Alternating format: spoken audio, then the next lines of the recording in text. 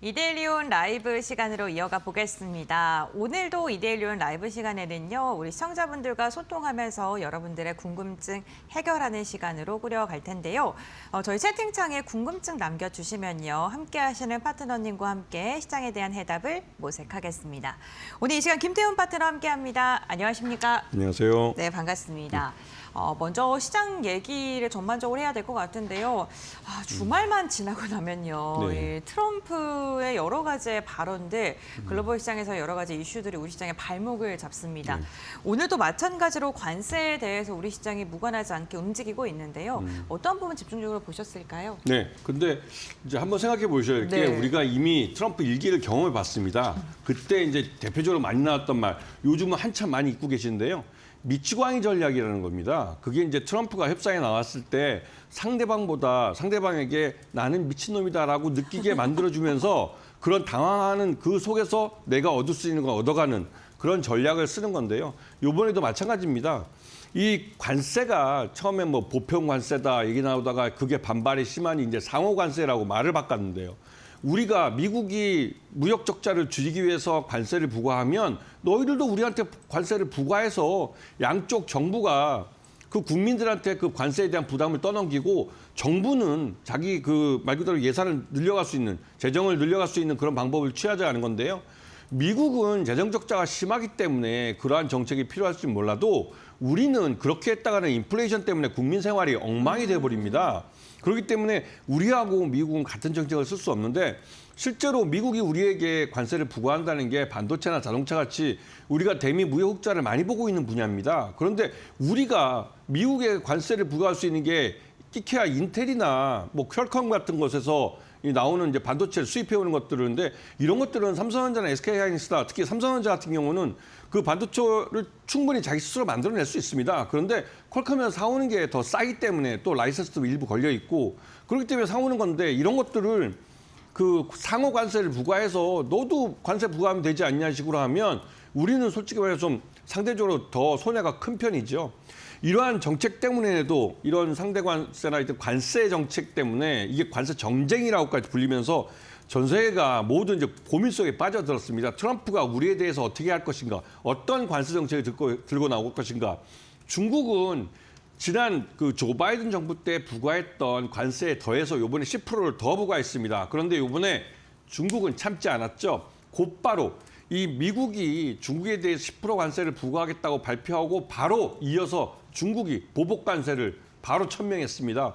그리고 무엇보다도 이 미국 내, 그러니까 중국 내 소비를 하고 있는 뭐 그 미국의 소비주들, 그 소비주들에 대해서 말 그대로 이제 중국 정부가 이러한 소비에 대한 이런 조사를 하겠다 하면서 거기다 세금을 더 뭐 세금뿐만 아니라 과징금까지도 부과하겠다는 식으로 나오고 있기 때문에 미국의 소비주들은 여기에 좀 식겁을 할 수밖에 없는 것이죠. 그렇기 때문에 미국 증시에서 이런 소비 관련주들, 특히 중국으로 수출하는 업체들이 대거 주가가 급락을 하고 있는 모습입니다. 그리고 다른 무엇보다도 이 테슬라가 일론 머스크라는 CEO 효과로 예전에는 올랐지만 이제는 역으로 그 CEO인 일론 머스크가 유럽에 대해서 또 다른 나라에 대해서 월권적인 발언들을 해놓으면서 이러한 반감이 테슬라 자동차의 판매율에 영향을 미치고 있습니다. 1월 달 유럽 내에서 테슬라 자동차의 판매율이 굉장히 떨어졌죠. 그리고 아마존이 1분기 실적을 발표했는데 1분기 실적은 그렇게 뭐 나쁘진 않았습니다. 하지만 이게 이 앞으로 어떻게 이제 아마존의 실적이 가져갈 것인가 하는 거 가이던스를 제시하는데요. 그 가이던스가 예상을 좀 하회했습니다. 그러다 보니 미국 내 소비가 피크를 친 게 아닐까라는 불안감이 커지고 있는 것이죠. 그러게 하면서 이 또 한편 이제 수소 트럭 이 니콜라가 이제 파산 위기에 빠졌다는 게 이 전기차나 수소기차나 이런 분야에 대한 이런 스타트업에 대한 이런 색안경을 끼고 보게 되는 그런 시각들이 더 커지고 있고요. 그 무엇보다도 우리에게 신경 써야 할 건 미일 정상회담의 결과입니다. 미일 정상회담을 끝내고 나서 일본 수상이 나와서 미국에다가 앞으로 1조 달러를 투자하겠다라고 말을 했습니다.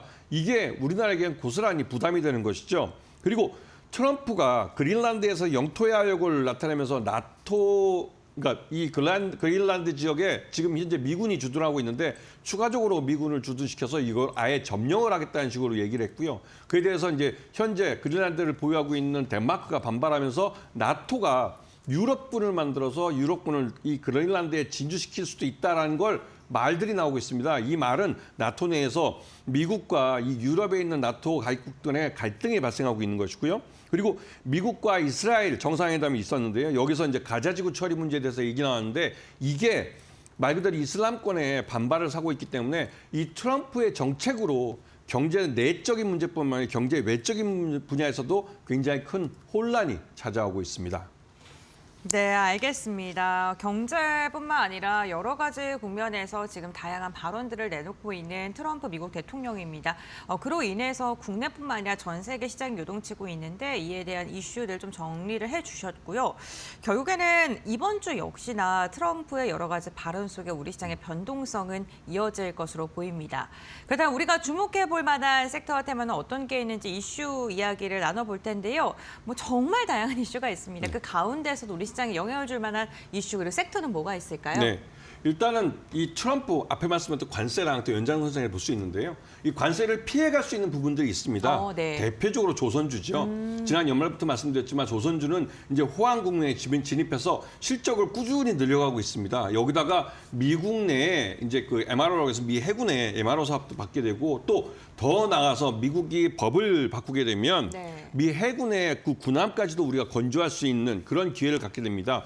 말 그래도 여기다 또 미국이 이제 그 LNG를 수출할 수 있게 되는데 그 LNG를 수출하는 LNG 운반선을 또 우리나라 조선사들이 만듭니다. 그렇기 때문에 이 조선업종은 대표적으로 트럼프에 의해서 수혜를 받는 업종이 될 거고요. 그리고 관세에서 좀 떨어져 있는 엔터주들은 올해 진짜 실적이 좋아질 겁니다. 왜냐하면 이 슈퍼스타들인 블랙핑크나 또 BTS 완전체로 복귀를 할 예정이고요. 그렇게 되면 다시 한번 우리 K-팝이 또 전 세계적으로 히트를 칠 수 있는데요. 지금 현재 우리나라 이쪽은 이제 젊은 세대들, 5세대 걸그룹들의 경쟁이 진짜 관전 포인트라고 할까요? 관전할 만한 재미있는 요소들이 되고 있습니다. 연예 기획사마다 5세대 걸그룹들을 내놓고 있는데 이번에 SM도 이번 2월 24일인가요? 이게 뭐 Heart to Heart라는 그 새로운 걸그룹을 내놓게 되는데요. 네. 걸그룹들끼리의 경쟁이 이것도 참 재미있는 관전거리 될 것 같습니다. 그러면서 이런 그 엔터주들이 굉장히 실적이 좋아질 것 같고요. 그리고 우리나라에서 지난해 하반기부터 해서 외국인 투자가들이 우리나라 코스피 지수에서 주식을 고스란히 빼고 있다는 거. 이게 이제 외국인 지분율이 36.11%에서 올해 2월 3일 날 32.18%로 축소했다는 사실을 좀 주의 있게 보셔야 됩니다. 외국인 투자가들이 우리나라 증시에 대해서 뭔가 좀 메리트가 좀 부족하다는 생각을 많이 갖고 있고 그렇기 때문에 이걸 빼가고 있는 것이죠. 여기에 연결돼서 원달러 환율도 1,450원대 공방전이 벌쳐지고 있습니다. 그리고 우리나라에서 이제 특히 이제 그나마 좀 다양한 건 이 4대 금융지주 같이 금융주들이 실적을 발표했는데 여기서 이자 수득만 약 40조 원 정도가 발생했습니다. 그만큼 금융주들은 안정화돼 있고 고수익을 얻으면서 안정적으로 성장하고 있다는 걸 보여주고 있고요. 그리고 무엇보다도 지금 시장에서 돈이 가장 모이는 건 AI 쪽입니다. 이거는 샘 알트만 그 CEO, 오픈 AI CEO가 우리나라를 방문해서 삼성전자도 만나고 SK 하이닉스도 만나고 또 카카오하고는 아예 그냥 이 AI 동맹을 맺기도 하고 했던 것들은 그만큼 우리나라 기업들이 AI 쪽에서 뭔가 실적을 낼 수 있는 가능성이 높고 또 이쪽 분야에 돈이 많이 모이고 있다는 겁니다. 특히나 이 AI 동맹에 대해서는 말 그대로 이제 미국이 이런 스타게이트라는 큰 프로젝트를 하고 있는데 여기에 삼성전자가 참여할 수 있는 가능성을 높여주기 때문에 삼성전자에 관련된 기업들도 한번 찾아보시면 좋을 것 같습니다. 네, 알겠습니다. 실적이 괜찮은 기업들, 그 종목을 중심으로는 그래도 견조한 움직임이 나타나고 있다라고 이야기해 주셨습니다. 사실 오늘 개장 직후만 하더라도 관세에 대한 우려 속에 국내 증시 양시장이 갭을 굉장히 내리면서 개파락으로 출발했었는데 지금 코스닥은 상승 전환에 성공했고요. 유가증권 시장도 그 낙폭을 줄이고 있는 모습입니다. 다만 환율적인 부담 측면, 그를 인한 외국인의 수급적인 측면을 계속해서 확인을 해야 된다라고 이야기해 주셨습니다. 저희가 관세에 대한 이야기 좀 계속해서 하고 있는데요. 우리 시청자분께서 유튜브를 통해서 좀 남겨주셨어요. 질문을 남겨주셨는데 관세 전쟁 이야기가 나오고 있는데 화학주를 어떻게 보시는지 궁금하다. 수혜주로 거론이 되고 있는데 이 부분에 대해서 지금 많이 빠진 화학주가 반등할 수 있을 특히나 LG화학이 궁금하다라고 지금 댓글을 남겨주셨습니다. 화학주는 좀 어떻게 보세요?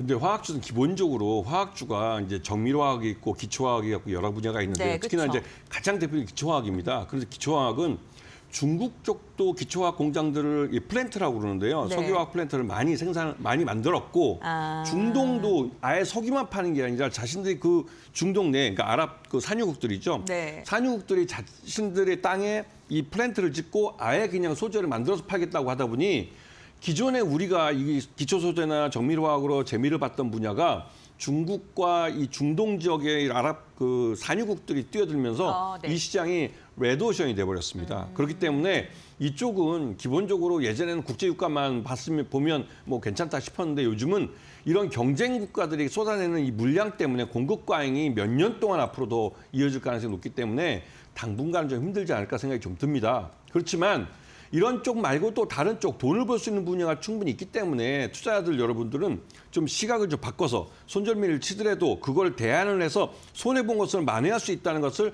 분명히 인식하고 계셔야 되는 겁니다. 뭐 생각해 보니까요, 화학 뭐 전통 산업이 실적이 경쟁력이 떨어져서 불안하다라는 이야기 나오고 실제로 실적도 안 좋았는데 코로나 때 생각해 보면요, 그 일회용 장갑 만드는 회사라던가 아니면은 그리고 트레이닝복을 만드는 회사 같은 경우에는 또 스판 관련된 기술력을 또 인정받아서 그래도 실적 방어를 하고 뭐 이런 부분을 좀 참고하시면서 대응해 보시면 좋을 것 같고요.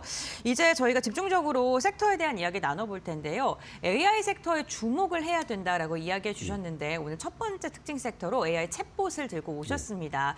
투자 포인트 한번 들어볼까 하는데 어떤 부분 집중하고 계실까요? 그 지난주에도 말씀드렸지만 네. AI 챗봇은 기본적으로 소프트웨어입니다. 네. 우리가 AI 모델을 갖고 직접 돈을 벌 수는 없어요. 기업들은 우리가 오픈 AI가 됐든 중국의 딥시크가 됐던 이런 업체들이 만들어낸 AI 모델을 갖고 내가 하고 있는 사업에 그 AI 모델을 그러니까 커스터마이징해서 내 사업에서 이 AI가 어떠한 도움을 받아서 고객들에게 내 상품을 추천한다든가 내 상품을 홍보한다든가 이런 걸 할 수 있는 겁니다. 그렇기 때문에 AI 챗봇이 진짜로 돈을 버는 AI 기술입니다. 그렇기 때문에 이 AI 쪽을 잘 보셔야 되는데 이게 기존의 오픈 AI라고 해서 굉장히 비싼 비용이 들여서 개발한 AI 모델을 사용하기 때문에 이 AI 챗봇을 하는 쪽에서도 AI 모델을 갖고 와서 사와서 쓰기 위해서는 돈을 그만큼 많이 지불을 했어야 됐습니다. 그런데 딥시크가 기존의 AI 시장이 갖고 있던 이러한 공식을 완전히 깨버린 거예요. 물론 그렇게 해서 미국 정부가 이 중국의 딥시크를 사용하지 못하도록 금지하고 우리나라 정부도 나서서 정부 기관은 사용하지 마라, 또 대기업들도 사용하지 마라. 카카오 같은 경우는 오픈 AI와 동맹을 맺었기 때문에 카카오 내에 있는 직원들에게 중국의 딥시크를 사용하지 말라고 권고를 했습니다. 그렇게 되는 이유는 오픈 AI에서 생산된 AI 모델과 이 중국의 딥시크가 만들어낸 그 AI 모델은 가격 차이가 천지예요. 그리고 그 오픈 AI가 개발할 때 사용한 도구인 이런 AI 가속기, 우리가 AI 반도체라고 부르는 것들, 그 엔비디아에 생산하는 건데 그게 뭐 H100이나 A100 같은 최첨단 그 반도체를 사용해야 되는데 중국은 H800이라는 중국에 제공되는 저사양의 반도체를 갖고 이러한 소프트웨어를 개발해냈습니다. 이건 대단한 겁니다. 그런데 그렇기 때문에 이제는 그렇게 고비용이 들지 않고 말 그대로 저비용의 고효율을 낼 수 있는 AI 모델을 개발할 수 있기 때문에 AI 챗봇 업체들도 그에 합당한 실적을 낼 수 있는, 즉 비용이 줄기 때문에 수익을 조기에 달성해서 손익분기점을 넘길 수 있는 그런 회사들이 된다는 것이죠. 그렇기 때문에 AI 챗봇 분야를 잘 보셔야 되고 여기에 카페24 같은 경우 이게 파란색을 나타내면 싸게 살 수 있는 기회를 주는 거구나 라고 생각하시면 되는 거고 코난 테크놀로지나 네이버 같은 업체들이 대표적으로 이 AI 챗봇을 만들어서 돈을 벌고 있는 그런 회사이기도 합니다. 네, 알겠습니다. AI 챗봇 관련해서 세 가지 종목 언급을 해주셨고요. 소프트웨어 쪽으로 해서 좀 바라보는 게 좋겠다라고 말씀해 주셨고요. 종목도 한번 살펴보시면 좋을 것 같습니다. 좀 빠르게 두 번째 이슈 한번 알아보겠습니다. 오늘 방산 관련해서 두 번째 이슈를 한번 다뤄볼까 하는데요. 어떠한 부분 좀 집중적으로 보면 될까요? 네, 이 방산 쪽은 트럼프랑 관계되는데요. 네, 트럼프가 나토에 대해서 이 국방비, GDP 대비해서 국방비 부담률을 5% 이상 가져가달라고 요구를 했습니다. 이거는 미국이 유럽의 안보를 책임지지 않고 너희 유럽인들이 유럽의 안보를 책임져라 이렇게 말을 하고 있는 것인데요. 그런데 실제로 이게 5%까지 달성하는 건 굉장히 큰 부담입니다. GDP에서 이 5%를 국방비를 차지하게 되면 그만큼 다른 예산에서 그러니까 재정에서 이 부담하는 걸 줄여야 되는데 대표적으로 복지가 되겠죠. 그렇기 때문에 이 GDP 대비해서 국방비를 5% 이상 요구하는 것은 굉장히 큰 무리가 있는 요구이기도 합니다. 하지만 폴란드 같은 경우는 바로 옆 나라인 그러니까 우크라이나가 지금 전쟁을 하고 있는 러시아하고요. 그렇기 때문에 폴란드는 이 국방비에 대해서 대규모 투자를 하고 있습니다. 우리나라에서 1차 그러니까 수입을 해간 이 K 방산들이 대부분 폴란드 쪽으로 많이 수출이 됐고요.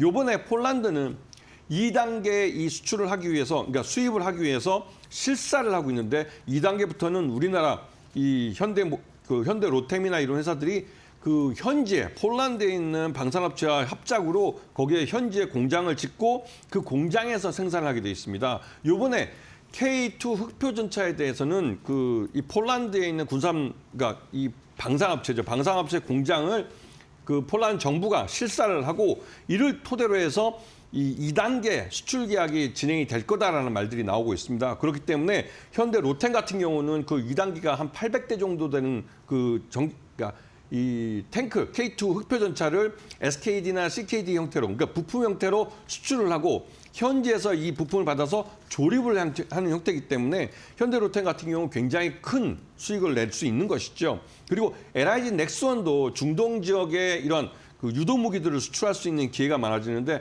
이 또한 그 중동에 있는 아랍 산유국들이 미국이 요구하는 그런 방위 분담을 하기 위해서 그 무기를 구입해야 되는 겁니다. 그런데 여기서 이상한 건 이런 트럼프의 요구가 결국은 미국의 군산복합체 무기를 수입해 가라는 의미인데도 우리 한국의 무기들을 수입하도록 허용하는 것은 우리나라 무기가 주한미군을 통해서 미군에게 너무나 친숙해져 있고 또 우리나라는 기본적으로 미국과 무기를 호환할 수 있도록 만듭니다. 대표적으로 FA-50 그 경전투기를 그러니까 몰 수 있는 파일럿은 고스란히 F-16을 바로 운전할 수 있습니다. 그렇기 때문에 더 비싼 F-16을 사기 전 단계로 FA-50을 구매하는 국가들은 즉 폴란드가 그런데요. 나중에 F-16의 고객사가 된다는 것이죠. 그런 면에서 미국이 이러한 부분을 허락해 주기 때문에 우리도 이 기회를 타서 우리나라 K 방산을 많이 수출해야 되는 겁니다. 실제로 수출이 많이 되고 있고 현대로템이나 LIG 넥스원, 한화 시스템 등이 그 수혜를 보고 있습니다. 네, 알겠습니다. 어쨌든 트럼프의 신고립주의로 인해서 방위 분담 증액이 좀 늘어나게 되고 그렇다면 우리나라의 판로는 더욱더 다양화될 것이다라고 긍정적인 전망해 주셨고요. 현대로템, LIG 넥슨, 한화시스템 언급해 주셨습니다. 방산 기업들 목표 주가 상향 리포트 많이 나오고 있습니다. 이 부분까지 체크해 보시면 좋을 것 같고요. 이렇게 저희가 두 가지 이슈 확인해 봤고요. 그렇다면 오늘의 공략주는 어떤 게 있는지 빠르게 알아보겠습니다. 오늘 공략주 어떤 종목으로 선정하셨을까요? 네, 지난주부터 계속 말씀드리는 건데요. 네이버입니다. 네이버가 이 회사는 기본적으로 오픈AI처럼 폐쇄형 AI를 개발을 했습니다. 네. 우리나라 토종 기업이고요. 실제로 이번에 매출을 우리 이런 플랫폼 회사 중에 처음으로 10조를 돌파하면서 나름대로 AI에 대한 투자도 한 5천억 정도 매년 R&D 비용을 투자하면서도 이 정도 매출 성장을 가져왔고 또 영업이익이나 순이익도 증가하는 모습을 보여줬기 때문에 네이버가 앞으로 AI에 대한 R&D 비용을 줄이면서 그만큼의 수익이 더 늘어날 가능성이 크고 그런 면에서 이 네이버는 향후 올해 안에 실적이 꽤 크게 증가할 가능성이 높은데요. 기본적으로 그 네이버가 개발한 하이퍼클로바 X라는 이 AI 모델은 우리 한국어에 가장 최적화되어 있습니다. 지난주 토요일 날 이 네이버 연구원 이런 AI를 개발하는 연구원하고 저녁 때 밥을 같이 먹으면서 얘기를 들어봤는데 똑같은 AI 모델이라도 한국어로 개발된 모델과 영어로 개발된 모델은 그 커스터마이징해서 각 회사들이 사용할 때 차이를 가진다는 겁니다. 이건 거꾸로 말하면 네이버의 하이퍼클로바 X를 해외에 수출하기는 어려워도 우리 내수 시장을 확고하게 지킬 수 있는 그런 AI 모델이라는 것이죠. 실제로 우리나라 기업들은 미국과 오픈AI의 AI 모델을 사쓰기보다는 하이퍼클로바 X를 사서 쓰는 게 훨씬 더 유리합니다. 실제로 그러한 움직임이 벌어지고 있고 그런 면에서 네이버의 실적이 꾸준히 증가할 가능성이 크고요. 네이버 매수가 22만 원을 목표로 제시했는데 이미 넘어버렸죠. 그리고 또 목표가는 30만 원 정도, 그리고 손절매는 21만 원 했는데요. 결국은 이 목표가라는 것도 실적이 분기마다 늘어나는 걸 확인하면 더 올려잡을 수 있습니다. 그에 따라서 매수가도 역시 더 올려잡을 수 있는 것이죠.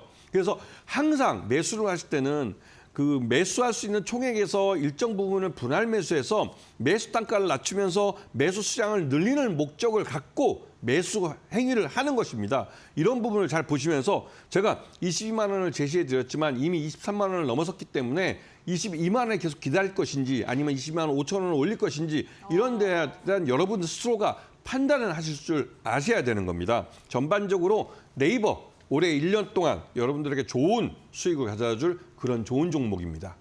네, 알겠습니다. 지난주에 이어서 이번 주도 네이버에 대해서 굉장히 긍정적으로 평가해 주셨고요. 제 목표 주가 30만 원, 손절가 21만 원 제시해 주셨습니다. 가격 전략 참고하시면서 시장 대응해 보시면 좋을 것 같고요. 오늘 김태현 파트너와는 여기까지 이야기 나누겠습니다. 오늘 말씀 고맙습니다. 감사합니다.